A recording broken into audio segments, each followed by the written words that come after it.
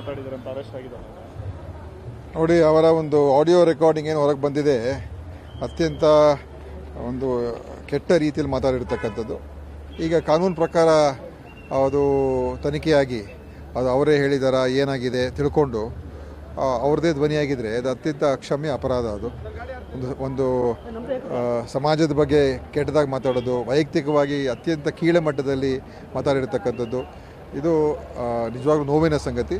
ಅದೇ ಕಾನೂನಿನ ಪ್ರಕಾರ ಕ್ರಮಗಳಾಗಬೇಕು, ಅದೇ ಮುಖ್ಯ. ಬಿಜೆಪಿ ನಾಯಕರು ಯಾರು ಮಾತಾಡ್ತಾ ಇಲ್ಲ ಸರ್ ಈ ಬಗ್ಗೆ. ಮಾತಾಡಬೇಕು, ಯಾಕಂದರೆ ಈ ಥರ ವಿಚಾರಗಳು ಬಂದಾಗ ಅವರು ಸುಮ್ಮನೆ ಒಬ್ರಿಗೊಂದು ನ್ಯಾಯ ಇನ್ನೊಬ್ರಿಗೆ ಇನ್ನೊಂದು ನ್ಯಾಯ ಅಂತ ಇರಬಾರ್ದು.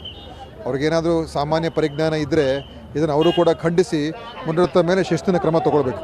ಮಾತಾಡಿದ್ದಾರೆ ಅಂತ ಅರೆಸ್ಟ್ ಆಗಿದ್ದಾರೆ.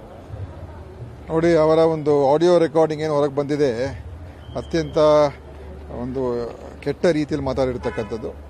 ಈಗ ಕಾನೂನು ಪ್ರಕಾರ ಅದು ತನಿಖೆಯಾಗಿ ಅದು ಅವರೇ ಹೇಳಿದಾರ ಏನಾಗಿದೆ ತಿಳ್ಕೊಂಡು ಅವ್ರದ್ದೇ ಧ್ವನಿಯಾಗಿದ್ದರೆ ಅದು ಅತ್ಯಂತ ಅಕ್ಷಮ್ಯ ಅಪರಾಧ. ಅದು ಒಂದು ಸಮಾಜದ ಬಗ್ಗೆ ಕೆಟ್ಟದಾಗಿ ಮಾತಾಡೋದು, ವೈಯಕ್ತಿಕವಾಗಿ ಅತ್ಯಂತ ಕೀಳ ಮಟ್ಟದಲ್ಲಿ ಮಾತಾಡಿರ್ತಕ್ಕಂಥದ್ದು, ಇದು ನಿಜವಾಗ್ಲೂ ನೋವಿನ ಸಂಗತಿ.